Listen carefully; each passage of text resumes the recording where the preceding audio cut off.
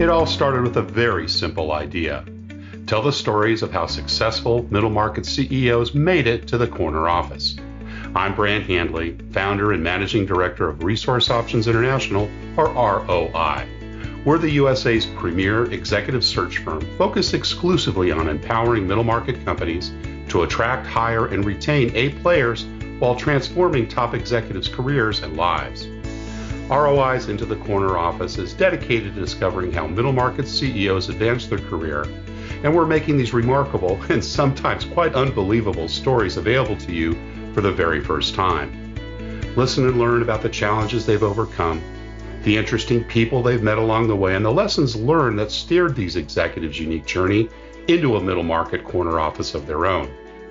I know you enjoy these CEO stories as much as I've enjoyed recording them. So thank you for listening today. And if you like what you've heard, rate us on iTunes or wherever you get your podcasts. I'm looking forward to you joining me on the next great middle market CEO adventure into the corner office.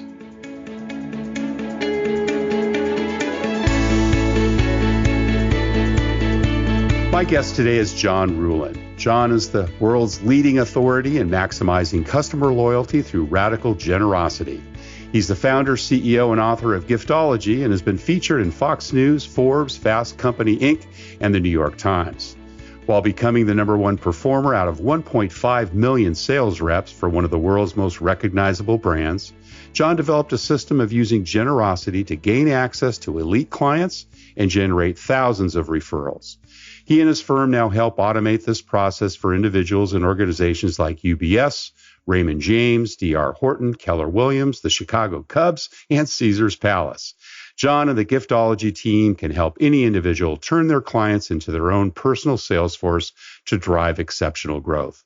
John Ruhlin, welcome into the corner office. Hey, thanks for having me, Brant.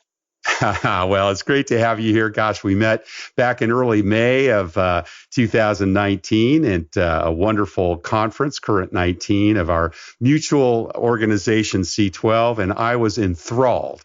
And I was so pleased when you responded positively to come onto the podcast along with a lot of other C12 CEOs, just so they could learn a little more about you and, kind of the secret sauce to your success and sharing that with our audience. Yeah, no, I'm excited. I love working with believers in leadership. So this should be a lot of fun.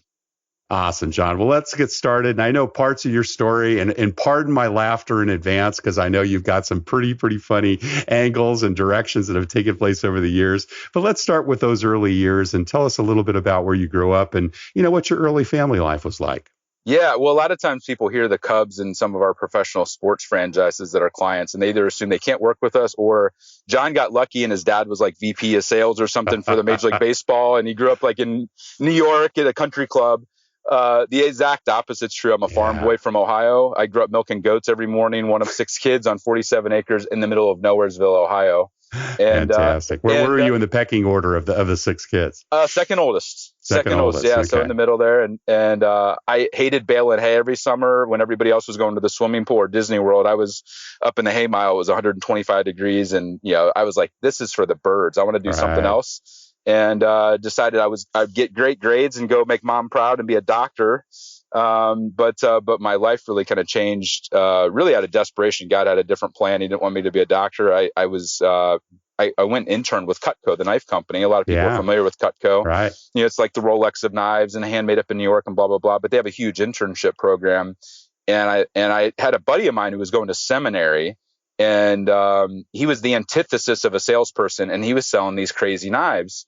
And I'm like, Steve, you couldn't sell water to somebody in the middle of the desert. Like, how are you selling like $5,000 knife sets? And I said, if Steve Wiggers can do it, I can at least try. But really, the training, what people don't realize is the sales training that they give is some of the best in the world, maybe the best in the world for a college kid. I did it out of desperation to make money for a semester of college. But my girlfriend's dad, who is this amazing Christian man, he was an attorney. He was a rainmaker, like referrals coming out of his ears. And when you're poor, you notice when people are generous. Right. And he was this generous, like he'd find deals on noodles and buy like everybody at church, like literally a semi-load of noodles. And like, I'm like, Paul, that was 30 grand. What are you doing?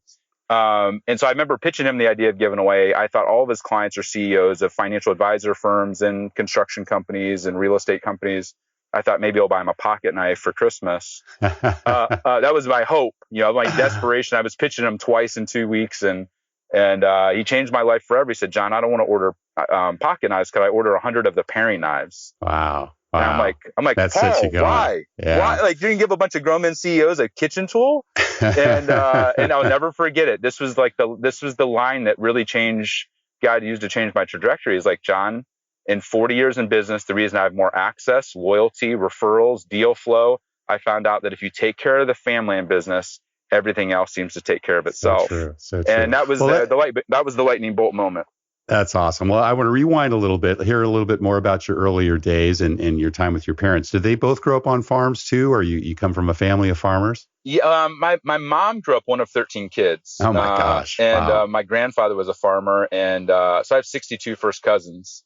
Wow. And That's so quite a family. Huge family. My grandfather was a very humble man, but he started a business and was very successful. But almost all of my relatives have farming somewhere, even though that might not be their full-time income. It's like their passion and their hobby. So awesome. So yeah, we come from that. Well, who are some of the people that inspired you earlier on? It sounds like, being the second or third, I think you said in the chain of 6, you probably were also kind of father figure to some of your younger siblings. Were there people that inspired you beyond mom and dad in the early days? My grandfather was, even though he was a man of many or few words, like I'd go fishing with him on the pontoon boat, and he would tell me, like if he spoke, you listened. And having a business now that employs probably 60 of my relatives, 5, almost going on 5 generations now. Like he was very, like I'd learned some lessons from him, about trust and being true to your word and those sorts of things. And then my other grandfather actually owned a small business as well. And so nothing was ever handed to us. Like I grew up thinking and feeling I was poor because my mom wasn't involved in the family business.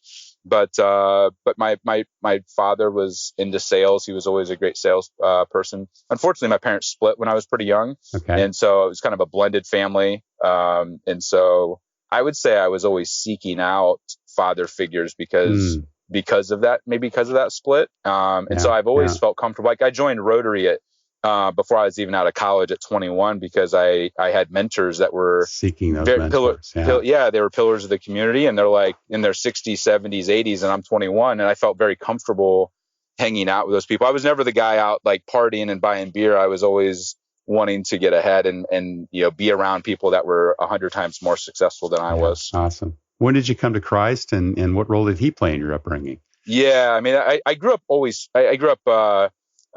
going to a small little Catholic church and school, knowing of God and knowing, believing that there was a God, but not really having a relationship there.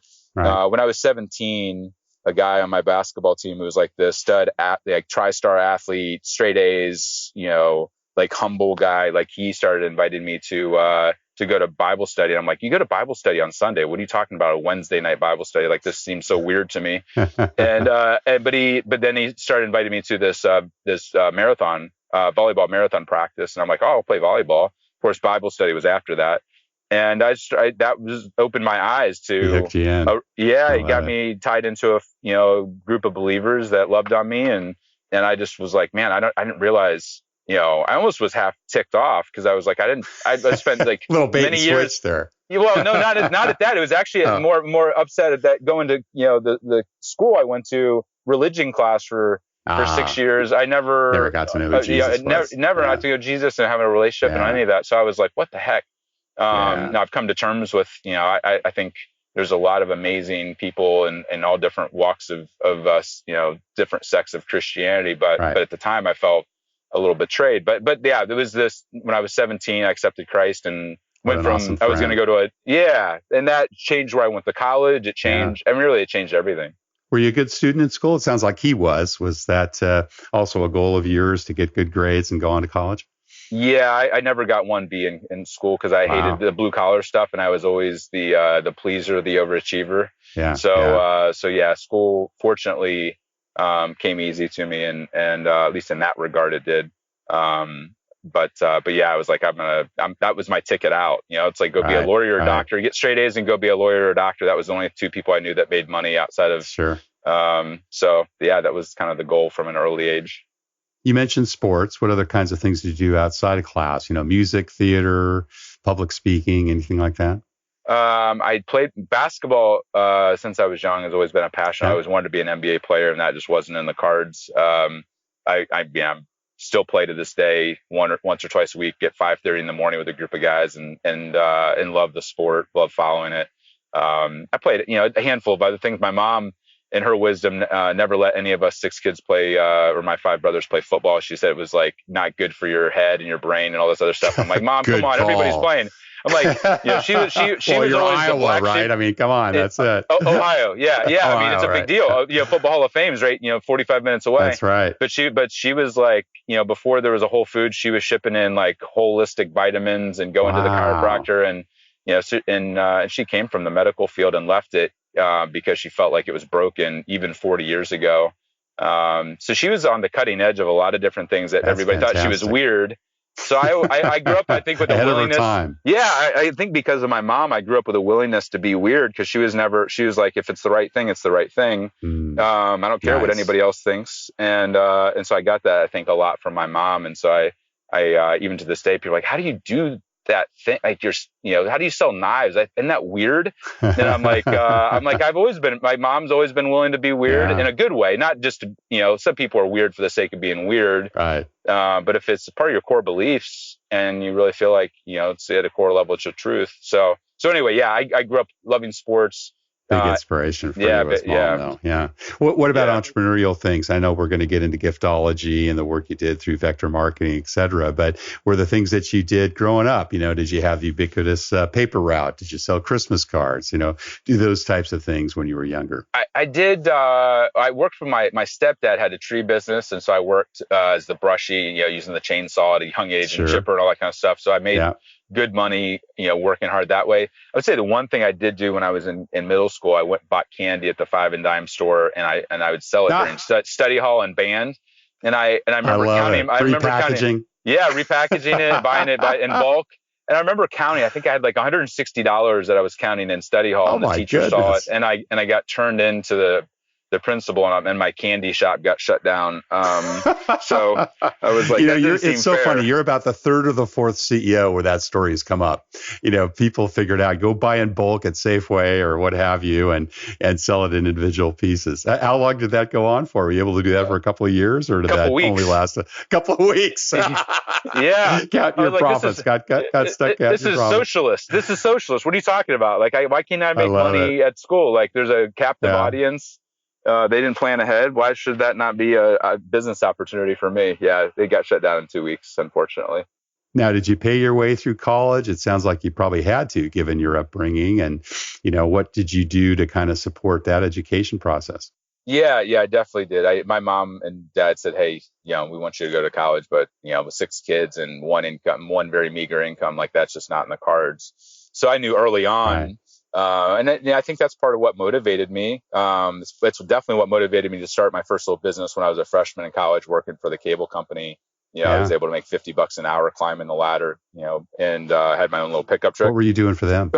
They were updating their network and changing out equalizer parts but I fell off the ladder a couple of different times and almost got killed. And I was like, this isn't the whole blue collar thing isn't working for you, John. You need to find something else. And that really what led me out of desperation, to go and interning with Cutco, because I'm like, I got to make more than $6 an hour to pay for private, Christian university education. It was Malone Universities, 15, 20 grand a year at the time. And so without that, and so my wife and I go back and forth. We have 3 kids and a fourth on the way. Are we going to pay for college? And I'm like, oh no, we're not going to pay for college. Like, I'll pay off their debt maybe at the end if they if they go and they take it seriously. But I'm like, part of what motivated me to be entrepreneurial and to think outside the box was, like, there's nothing like, learning grit and determination and perseverance, like desperation of needing to pay for something. So for me, that was a big deal. So, John, when you went to college, how did you pick a major and, decide where you wanted to go? Well, I originally was thinking I was going to Xavier, a D1 school, where actually the guy who led me to Christ was going for a baseball scholarship, and then decided God was calling me to Malone University, a lot smaller university, and was planning on going to med school. So I was pre-med, and just fell in love with Malone. Actually, that's where a couple friends were going. It was about an hour from where I grew up. Nice. But yeah, I ended up because of the stuff with Cutco and whatever else, I put med school on hold. But originally it was like, hey, get your undergrad degree at a great Christian university. I was new Christian and didn't want to go off to a huge school. Like I knew I kind of needed the smaller 3,000-4,000 person experience, and was really happy I made that decision. Yeah, cool. And then did you finish your bachelor's there, or did you move on to another location? I did. I thought about dropping out of school because You started with Cutco, right? When did that? Yeah. I started when I was 20, so I interned there, and so I thought it was gonna. I was at some level. One summer of selling Cutco taught me more than I'd learned in almost 12 years of school or college or anything else. Like it was like basically drinking from a fire hose, because I didn't really think of myself as a salesperson or a business person or it's amazing how when you're thrown into the deep end of the pool, the amount of things that you're forced to learn very quickly. And for me, that was the case. Well, your reputation precedes you. Believe it or not, just the other day, I have a candidate for a senior level job. I obviously can't mention who he is, but he worked with Cutco and Vector back in the day. And I said, well, you happen to know John? He goes, John Ruhlin, are you kidding me? He's a hero.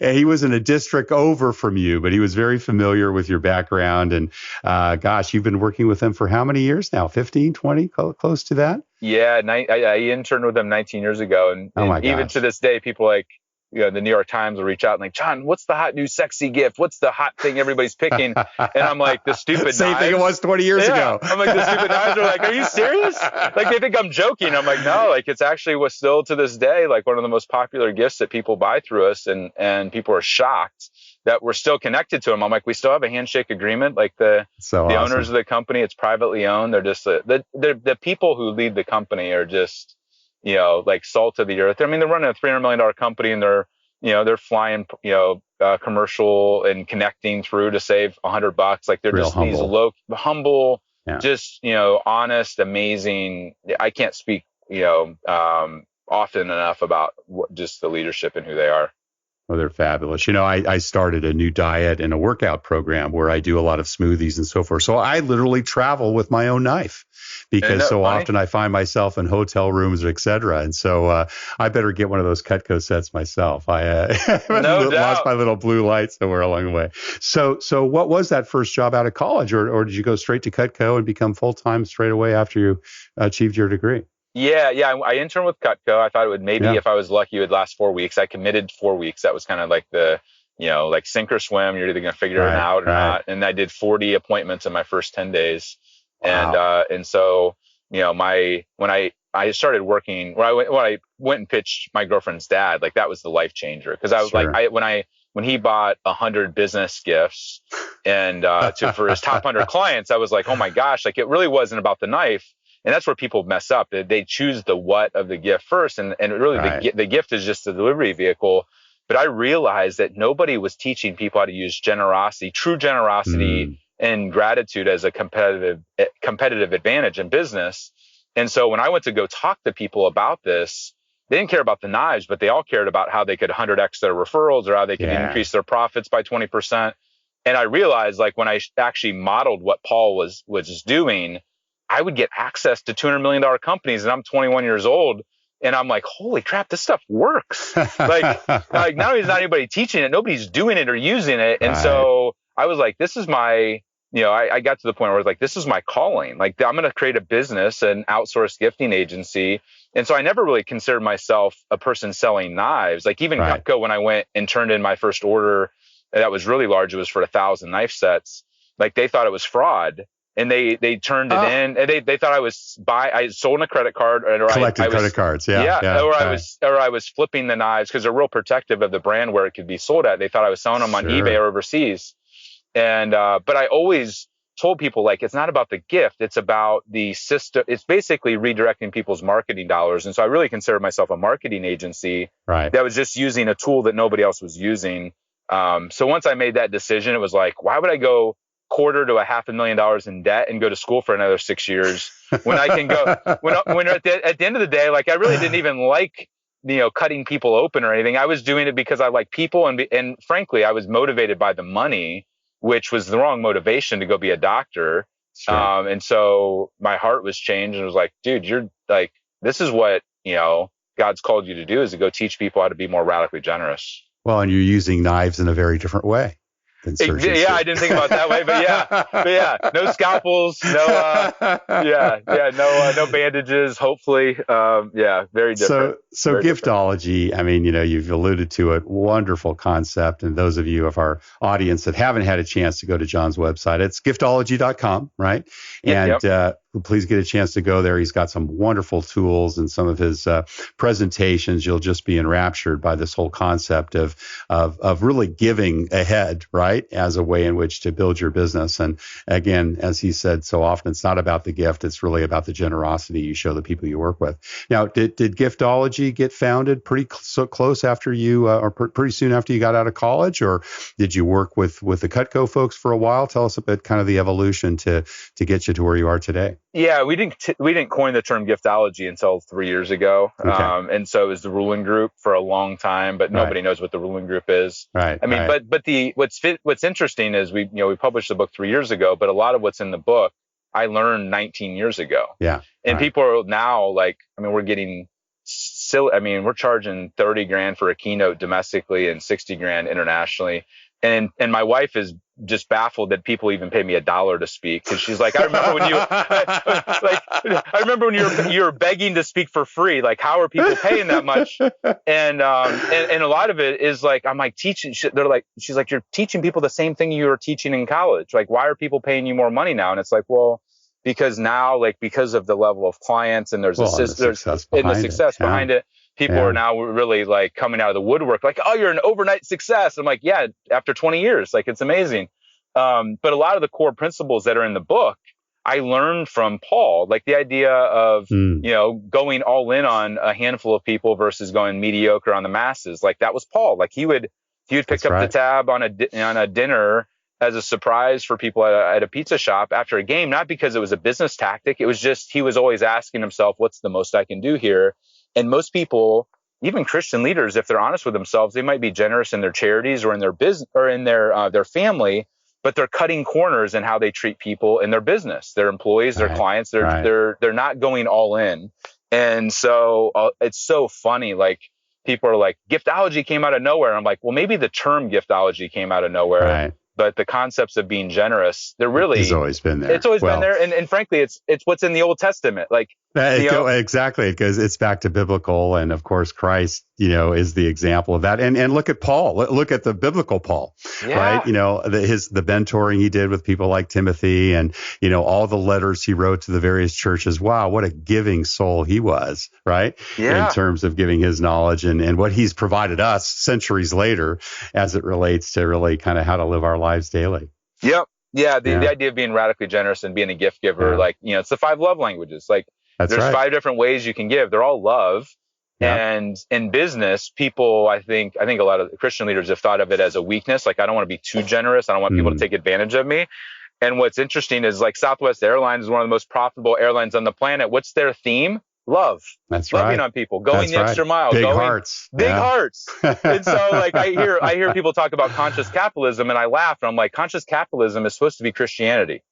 Like, and I think we've lost sight of that. And a lot of what we're teaching is like stuff that was from the Bible. We just forgotten about it in our Western society. Yep. We say we're relationship oriented, but a lot of businesses, unfortunately, are very transactionally oriented, and they don't have the long game in mind.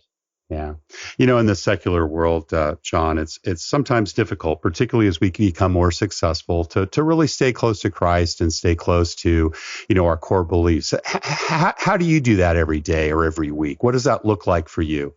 Staying humble and staying close to him. Well, I married the right woman on the staying humble part. Good answer. She's strong. And she's like, John, I'm not your cheerleader. You married me because I was grounded, and you're the visionary, and you're the guy up in the clouds. And like, I'm going to be the realist. You can be the optimist. That's fine. Like, and she loves me, and she's proud of me. but at the end of the day, like she's brutally honest with me and candid and loves me enough to tell me the truth. I think I have a business partner who's very much wired differently than I am. But he's also, even though he's fiscally, conservative, he's in his personal life and like, he's the kind of guy that would never say it, but every year they up their tithe by 0.5%. Wow.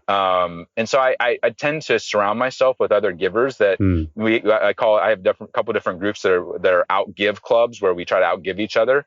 And it's fun to have that kind of contest with people where people are doing things for each other and operating that way in their business where, they're pushing the envelope of what it means to be truly generous with your employees. Like I have one guy, he's actually not a believer, but he's man of faith, Jewish guy. And, he'll every year he finds 10 of his employees that he makes a dream come true for. And one of them was like tracking down their twin in another country and just doing things that cost thousands, if not tens of thousands of dollars that pour into that employee's life and make their quality of life better. And so I think that, you become the 5 people that you surround yourself with most.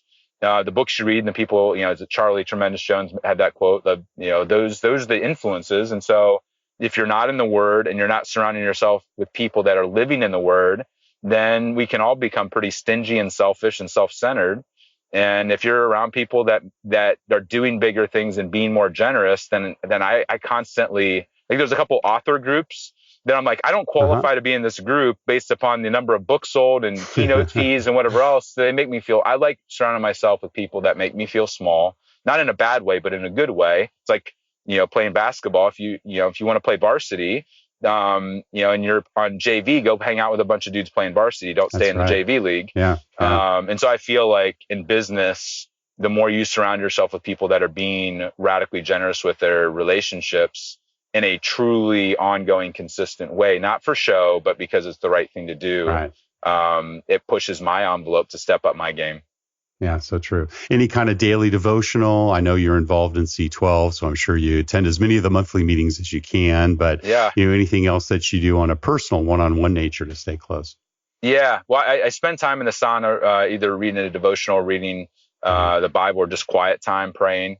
That's my happy place. I love the sauna. It's like where I just am able to chill out. And I feel like I'm kind of double dipping. That's your chair. That's my chair. That is my chair. That's right. 2 chairs. Yep. That's it's a 3-person sauna. So there's room for, and so I have my best man at my wedding, guy who doesn't live locally, but we talk a few times a week and pray together, FaceTime oftentimes. And he's somebody that just his faith is just strong and grounded. And when I'm coming up on 10 years of marriage, and I'd like to say my marriage has been 10 years of bliss, but there's been times where I've been a sucky husband, or our marriage, I wasn't sure if it was going to make it or not. Sure. And having the right group of people that are there saying, dude, we love you, stay strong, no matter what, like, God's in this. And so versus, she's wrong, or, like you should leave, or it'd just be easier to start over. Like, you need the right voices in your head, on a consistent basis. So John Kane is that guy for me, just pouring into me on a consistent basis and vice versa. Awesome.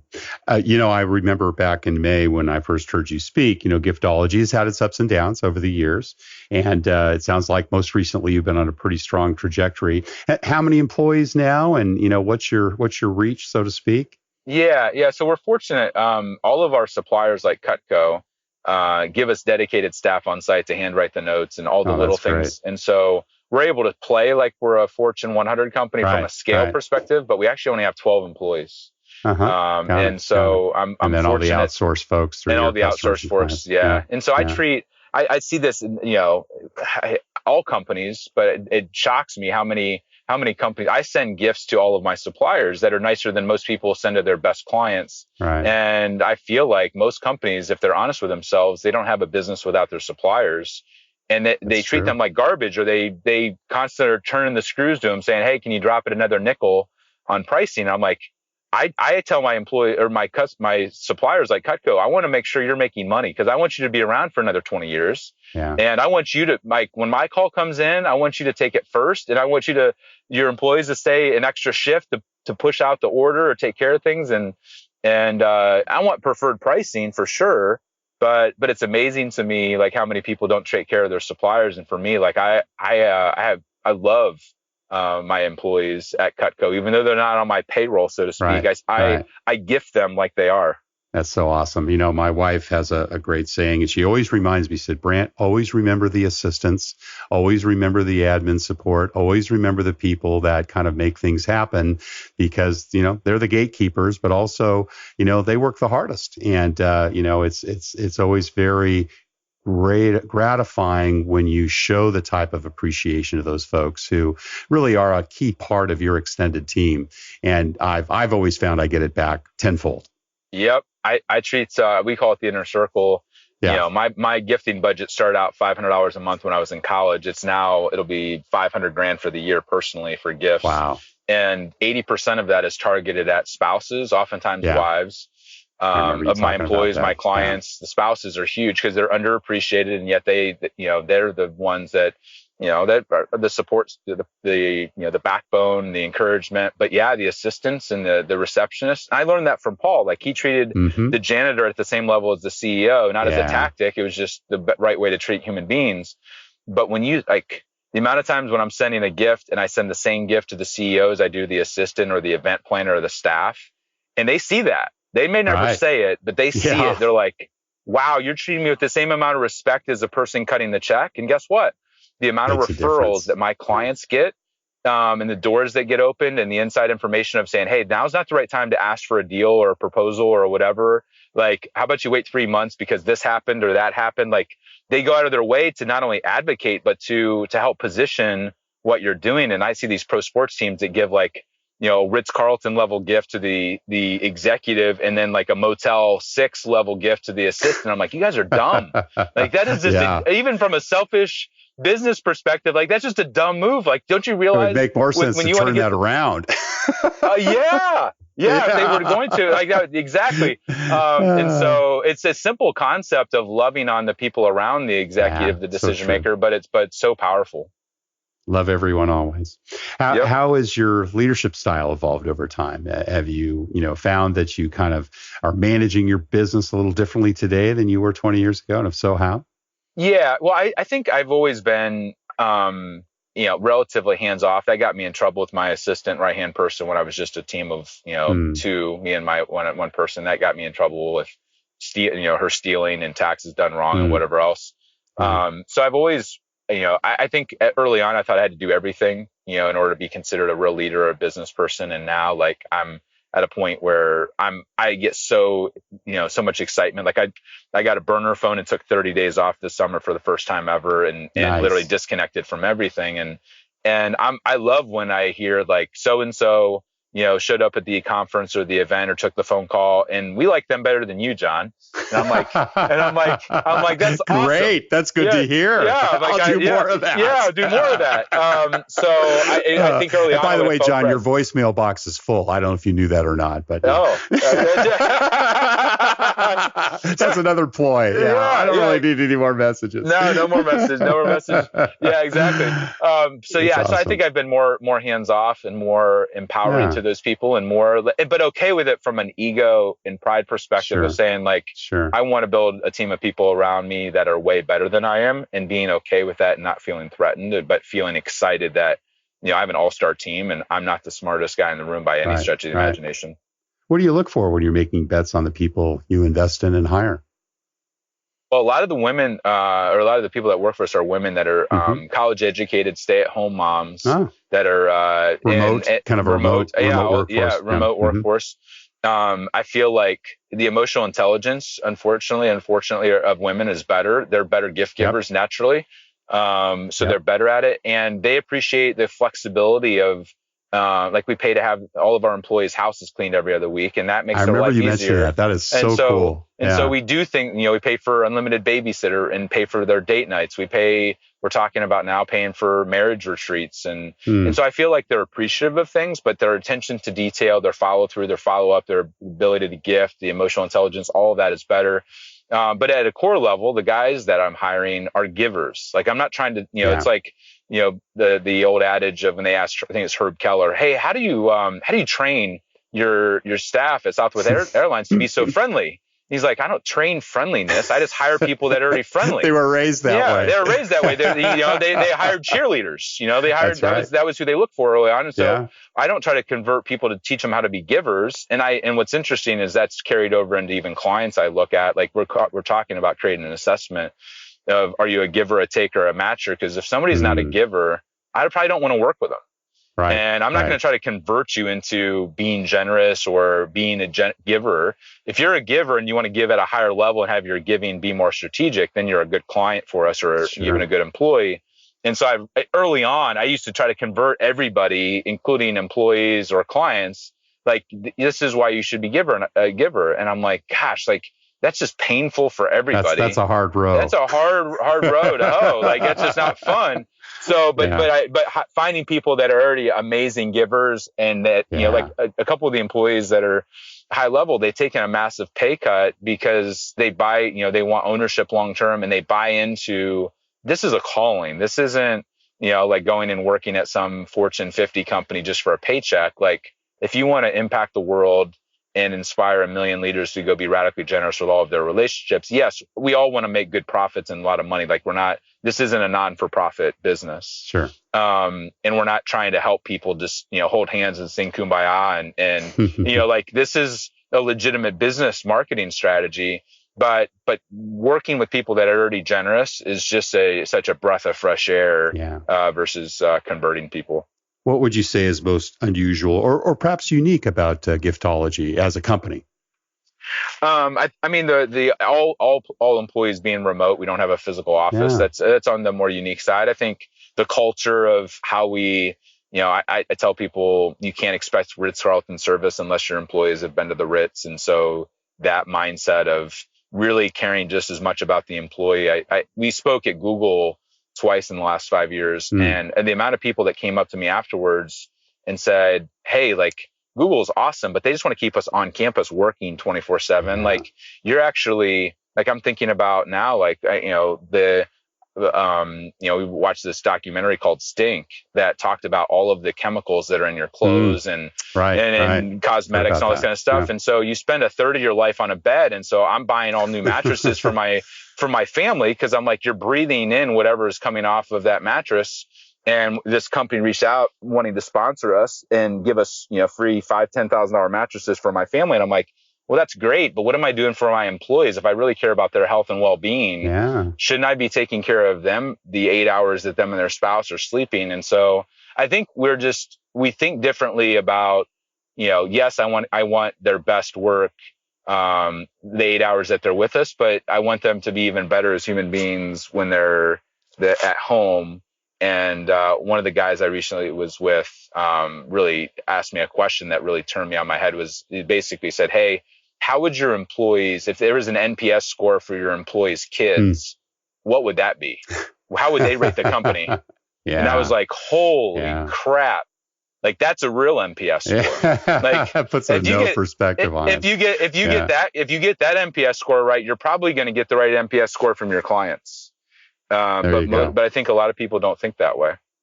Well, listen, I have to tell you, it's so refreshing to speak with you about these things, John, because, as an executive recruiter, so often my clients will say, well, what do they want? Another $5,000, another $10,000? And I'm like, no, it's not about throwing more money at them. They're concerned about your culture, or they're concerned about, issues as it relates to vacation or the benefits that you have. Let's talk about those.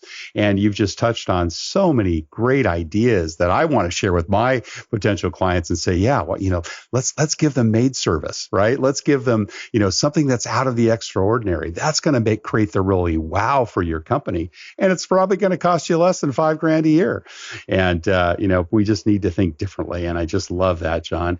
Listen, you've been so very generous with your time, and I want to wrap it up, but we always ask one last question. And that's, what kind of career and life advice would you give to someone who, has their eyes on their own corner office, or specifically, wants to be an entrepreneur like you and bring on the success that you've had? Yeah. Well, two things. One is I wouldn't be a giftologist if I didn't offer some sort of gift to your audience and tribe. And it doesn't cost anything. But I found that, people, when they're wanting to incorporate what we're teaching, it can be overwhelming. I mean, when I keynote, people are like, what am I, what do I do? What do I start first? And so we created a white paper of at least the things to avoid giving as a gift if you want to build relationships to get to the corner office, or if you're a company wanting to think about your employees or clients. Gift cards are on there as the worst. Awesome. Apple's on there as the worst. Wine or food or beverages. They can go download that for free at thegiversedge.com, thegiversedge.com. And it's also our top 10 articles that we've written for Forbes and Inc. of our best secrets.